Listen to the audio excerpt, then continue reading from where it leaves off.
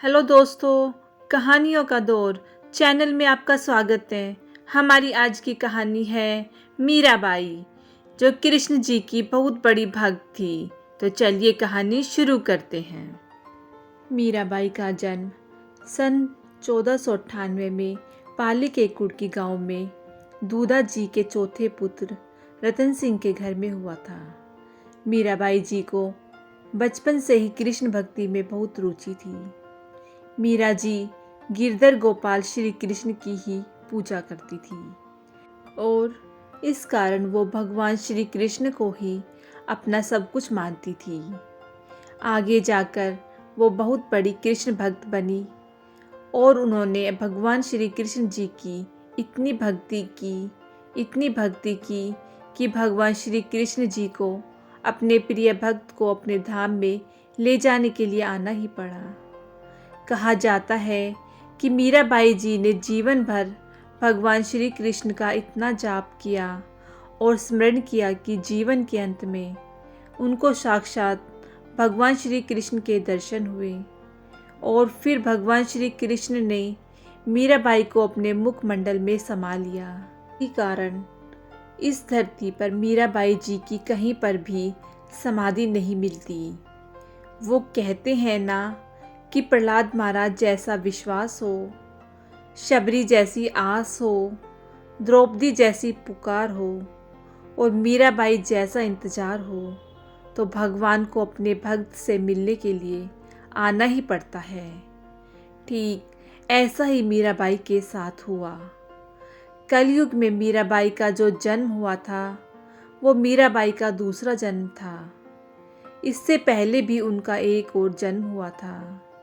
जब भगवान श्री कृष्ण द्वापर युग में वृंदावन में लीला कर रहे थे, तब मीराबाई जी ब्रजमंडल की एक बेटी थी और तब उनका नाम माधवी था।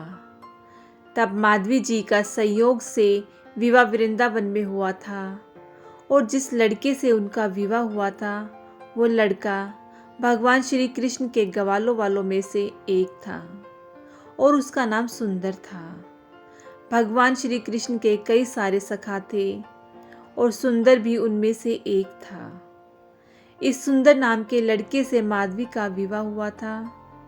विवाह तो हो गया था, लेकिन विदाई तो नहीं हुई थी, क्योंकि पहले के ज़माने में पहले शादी होती थी और बाद में विदाई होती थी। जब माधवी की विदाई होने लगी, तब माधवी के माँ ने उसे समझाया कि बेटी सुन, तेरा वृंदावन में विवाह हो गया है और वहाँ पर कृष्ण कन्हैया नाम का एक लड़का रहता है और तू किसी भी प्रकार से उसे देखना भी मत, क्योंकि यदि तुमने उसे देख लिया तो माधवी की माँ ने यह सुना था कि कृष्ण कन्हैया को जो भी देख लेता है तो वो कन्हैया में खो जाता है, यानी उनकी ओर आकर्षित हो जाता है।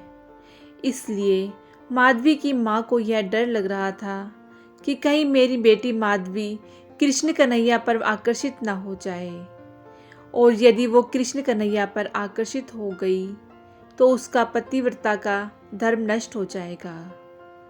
इसलिए माधवी की माँ ने माधवी को ये उपदेश दिया कि तू किसी भी प्रकार से उस कृष्ण कन्हैया को कभी देखना मत। लेकिन माधवी की माँ को यह पता नहीं था कि श्री कृष्ण एक भगवान हैं। वो कृष्ण को सिर्फ एक साधारण पुरुष मानती थी और ये जानती थी कि वो बहुत सुंदर है, जो भी उनकी तरफ देखता है वो मोहित हो जाता है, और इसलिए उन्हें यह लगा कि कहीं मेरी बेटी भी मोहित न हो जाए। और नारियों के लिए तो यह स्वभाव मान्य है कि वो अपने पति को छोड़कर किसी अन्य पुरुष को न देखे। यही तो हमें सिखाया जाता है और ये बात सही भी है। माधवी की माँ के द्वारा इतना सब समझाने के बाद माधवी समझ गई। विदाई होने के बाद माधवी जब वृंदावन में रहने के लिए वृंदावन के गांव के समीप आ रही थी, तभी उसके पति सुंदर ने उससे कहा कि अरे सुनती हो, देखना हमारा कन्हैया यही कहीं गैया चरा रहा होगा और सुन लेगा कि मैं आ गया हूँ तो अभी दौड़ के आ जाएगा और कहेगा कि भाभी जी का मुंह तो दिखाओ। तभी सच्ची में वहाँ पर भगवान की गैया नजर आई और भगवान सुंदर की ओर दौड़े दौड़े आए। उससे पूछा कि अरे सुंदर, तू आ गया दुल्हन लेके। सुंदर उस समय 16 साल का बालक था और भगवान श्री कृष्ण की उम्र लगभग 7 से 8 साल की थी। फिर सुंदर ने भी भगवान को गले लगाया और भगवान ने भी सुंदर को गले लगाया। उसके बाद भगवान ने सुंदर से कहा कि बहू ले आया तो हमें भी भाभी जी के दर्शन करा दे। तो फिर सुंदर ने बोला कि कान्हा, मैं तुमको क्या दर्शन कराऊं, तेरी तो भाभी है, इसलिए तू ही जाकर के देख ले। भगवान डोली के पास गए और डोली का पर्दा हटाकर भाभी जी से कहा कि भाभी, ओ भाभी, अपना मुंह तो दिखाओ। चूँकि माधवी की माँ ने उससे ये कहा था कि कृष्ण कन्हैया नाम के पुरुष को देखना भी मत, तो इसलिए माधवी ने अपना पूरा मुंह ढक लिया और अपने हाथ पांव को भी बिल्कुल ऐसे ढक लिया ताकि जरा सा भी शरीर न दिखाई दे। बड़ी सुंदर और आकर्षक आवाज़ माधवी के कानों में चली गई, लेकिन माधवी ने कोई उत्तर न दिया और ना ही अपना मुंह दिखाया। तो कृष्ण जी समझ गए कि कुछ तो गड़बड़ है। फिर कृष्ण जी ने माधवी से कहा कि अच्छा भाभी, तो सुनो, आज हम आपका मुंह देखने आए तो तुम हमें अपना मुंह न दिखा रही हो। अब तुम सदा हमारा मुख देखने के लिए तरसोगी। यह कहकर कि कान्हा जी वहाँ से वापस घर आ गए। फिर उसके बाद माधवी अपने ससुराल मतलब वृंदावन में आ गई और कृष्ण जी भी वहीं पर थे। वहीं से आना जाना होता था। माधवी जब भी कृष्ण के आने का आहट सुनती तो माधवी अपना मुंह ढक लेती थी। जब भी सुंदर अपने कान्हा की बात करता तब माधवी उसे इग्नोर कर देती। सुंदर को भी लगने लगा कि मेरी पत्नी कैसी है, श्याम सुंदर की बातें न करती है और न सुनती है। फिर एक दिन माधवी की सास माधवी को यशोदा मैया के पास लेके गई और उनसे कहा कि यशोदा मैया, मेरी बहू आई है, उसे आप आशीर्वाद दो। माधवी भगवान के घर में बैठी ही थी, तभी वहाँ पर कृष्ण जी आ गए और कृष्ण जी ने कहा कि माँ, कुछ खाने को दो, बहुत भूख लगी है। यशोदा मैया ने कान्हा से कहा कि लल्ला तू थोड़ा बैठ, मैं तेरे लिए कुछ खाने के लिए लेकर आती हूँ। तभी कान्हा ने यशोदा मैया से कहा कि घर में जो बहू आई है वो किसकी बहू है। यशोदा मैया ने कहा कि बेटा वो सुंदर की पत्नी है। इसलिए वो वहाँ से भाग गए, क्योंकि भगवान ने माधवी से कहा था कि एक दिन तुम ही मेरा मुंह देखने के लिए तड़पोगी, लेकिन मैं नहीं देखूंगा। ऐसे करते करते बहुत दिन बीत गए। फिर एक दिन हुआ ये कि इंद्र ने मूसलाधार पानी बरसाया, उसके कारण पूरे गांव में पानी ही पानी हो गया। तब भगवान ने ब्रजवासियों की रक्षा करने के लिए गोवर्धन पर्वत को अपनी एक उंगली पर उठाया और सारे ब्रजवासियों की रक्षा की। और जब भगवान ने गोवर्धन पर्वत को उठाया तब सब लोग उस पर्वत के तलहटी पर आ गए और सबने वहां आकर शांति पाई। और जिस दिन भगवान ने गोवर्धन पर्वत को उठाया था उस शाम माधवी को कुछ दिखाई नहीं पड़ा कि किसने पर्वत उठाकर रखा हुआ है।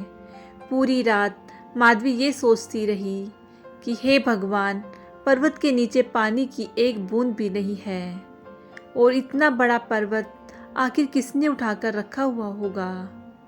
उसके बाद जब सुबह हुई और सूर्य भगवान की पहली किरण आई तो उसी क्षण माधवी ने अपनी नज़र घुमाई कि कौन है ये जिसने इतने बड़े पहाड़ को उठाकर रखा हुआ है। नज़र घूमते घूमते ऊपर पड़ी तो माधवी को भगवान की उंगली नज़र आई। माधवी ने उंगली को देखा तो उंगली बहुत सुंदर थी। उंगली के नीचे दृष्टि डाली तो माधवी को भगवान का सुंदर हाथ नजर आया।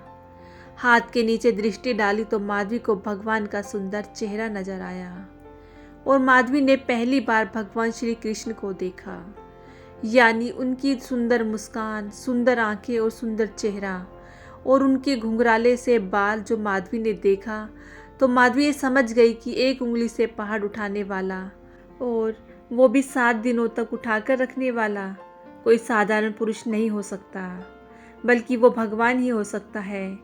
ये सब देखने और जानने के बाद तुरंत माधवी रोने लगी और मन ही मन कहने लगी कि हे माँ, तूने मुझे कौन सा गंदा पाठ पढ़ा दिया। उसी दिन मैंने क्यों न भगवान को देख लिया जब वो मुझे भाभी भाभी कहकर बुला रहे थे। माँ, आपके पाठ के कारण मैं इतने दिन तक भगवान की इतनी सुंदर और आकर्षक छवि से वंचित रह गई। और वो रोने लगी। जब उसने भगवान के चरणों के ऊपर दृष्टि डाली तो माधवी उन चरणों में डूब गई और मन ही मन कहने लगी कि हे श्याम सुंदर, मुझे इस पाप के लिए माफ़ कर देना। और रोने लगी। और देखते देखते एक भगवान थे जो 7 दिन तक ना कुछ खाए थे और ना कुछ पिए थे, सिर्फ खड़े होकर रहे। और एक माधवी थी जिसने 7 दिनों तक सिर्फ अपने द्वारा किए गए अपराध का पश्चाताप करती रही। इतने दिनों तक मैंने भगवान की इतनी सुंदर छवि को क्यों न देखी, क्योंकि ये तो स्वयं भगवान है। और मेरी माँ ने मुझे ये पाठ पढ़ाया कि तू देखना भी मत, और इस तरह से मुझे मेरे भगवान से वंचित रखा। कई लोग हमें ऐसे ही पाठ पढ़ाते हैं कि भगवान की शरण में मत जाओ, भगवान कुछ नहीं होता, बल्कि वो तुम्हारा सिर्फ अंधविश्वास है और कुछ नहीं। जैसे माधवी की माँ ने माधवी को जैसा उल्टा पाठ पढ़ाया, फिर माधवी की भगवान की नज़रों से नज़र मिल गई और माधवी उनसे आकर्षित हो गई और मन ही मन उनको अपने दिल में बिठाकर दिन रात उन्हीं का चिंतन करने लगी। चिंतन करते करते माधवी को कब 7 दिन बीत गए कुछ पता ही नहीं चला। 7 दिनों बाद इंद्र आए और उन्होंने भगवान से माफ़ी मांगी। भगवान ने उन्हें माफ़ भी किया। भगवान श्री कृष्ण ने गोवर्धन पर्वत की स्थापना वहीं कर दी। सब कुछ ठीक होने के बाद माधवी गोविंद के चरणों में गिर पड़ी और कहने लगी कि हे श्याम सुंदर, मुझ अपराधिन को माफ़ कर दो। भगवान ने कुछ न कहा। जब हम बोल रहे थे तब तुमने भी कुछ न कहा, और अब तुम बोल रही हो तो हम क्या कहें। लेकिन भगवान तो दयालु हैं। इस कारण अंत में भगवान ने माधवी को उठाया और मुस्कुराते हुए कहा कि अरे भाभी, आप क्यों रो रही हो। फिर माधवी ने कहा कि प्रभु, आप मुझे स्वीकार कर लीजिए और आप मुझे त्यागिए मत। फिर भगवान ने कहा कि अपराध हो गया है तो कोई बात नहीं, क्योंकि अब तुमने स्वीकार कर लिया है। हमें कोई द्वेष नहीं है तुमसे। जिस तरह हमने सबको रखा है ठीक उसी तरह तुमको भी रखा है, और सब पर मेरी कृपा होती है। ठीक उसी तरह तुम पर भी मेरी कृपा होगी। भगवान के द्वारा माफ़ करने के बाद भी माधवी खुद को माफ़ नहीं कर पाई।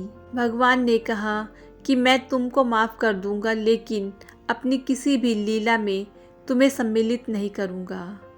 इसलिए भगवान ने माधवी को अपने किसी भी रास लीला में या अन्य किसी लीला में सम्मिलित नहीं किया। अपनी लीला में सम्मिलित न करने के पीछे भी एक कारण था, और वही जब भगवान व्रजमंडल छोड़ कर के चले गए तो माधवी धड़ाम से गिरती है। तब उसकी सखियाँ गोपियाँ उसको समझाती हैं कि हे माधवी, कृष्ण केवल तुझे ही छोड़ करके थोड़ी ही नहीं चले गए हैं, बल्कि हम सभी को भी छोड़ करके चले गए हैं। इसलिए तू इतना क्यों रोती है। अपनी सखियों की ये बात सुनने के बाद माधवी अपनी सखियों से कहती है कि तुम लोगों ने तो भगवान को पकड़ा हुआ था तो आपको छोड़ करके चले गए, लेकिन हमने तो उन्हें पकड़ा भी नहीं था और वो हमें छोड़कर चले गए। इसलिए हमारा दुख तुम्हारे दुख से कई गुना बड़ा है। तुमने उन्हें पकड़ लिया था और अपने मन में बसा लिया था, लेकिन मैं तो सालों तक सिर्फ घूंघट ही करती रही। इसलिए हे विधाता, आग लगे मेरे इस घूंघट को, जिस घूंघट के कारण मुझे मेरे कृष्ण भगवान से वंचित रखा। आग लगे ऐसे माँ के ज्ञान को, जिस ज्ञान ने मुझे मेरे भगवान से दूर रखा। हे विधाता, ऐसा ज्ञान किसी को मत देना जो ज्ञान हमें हमारे भगवान से दूर कर दे, और ऐसा पर्दा न देना जो हमें भगवान से दूर कर दे। इस तरह से अपने पश्चाताप में तड़पते तड़पते माधवी ने अपने प्राण त्याग दिए। फिर यही माधवी कलयुग में मीराबाई बनकर जन्म लेती है। अब वही मीराबाई लाज शर्म छोड़ के सिर्फ कृष्ण भगवान के लिए नाचती रही। आज से ही कर दे जीवन में अपनाना शुरू, क्योंकि अब वो जानती थी कि पिछले जन्म में खूब मैंने लाज की घूंघट ओढ़ी, इसलिए अब कलयुग की मीराबाई कोई घूंघट नहीं ओढ़ती, क्योंकि घूंघट ओढ़ने का परिणाम क्या होता है वो देख चुकी थी। मीराबाई जब पहली बार वृंदावन में आई तो उसे वहाँ पर वो सब बातें याद आ गई और पूरा का पूरा दृश्य उसके आंखों के सामने आ गया और मीरा सिर्फ भगवान श्री कृष्ण का चिंतन करती रहती है।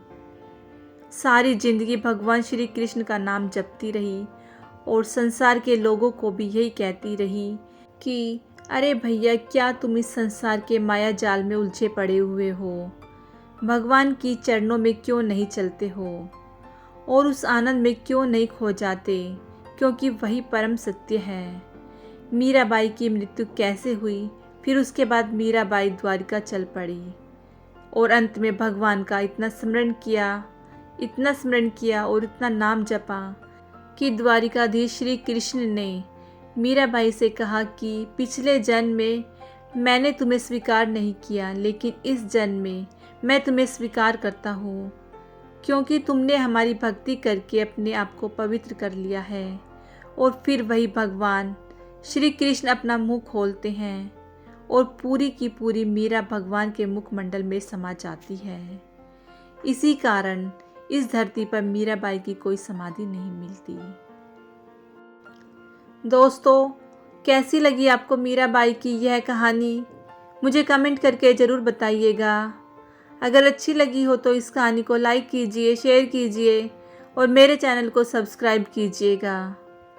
कहानी सुनने के लिए बहुत बहुत धन्यवाद।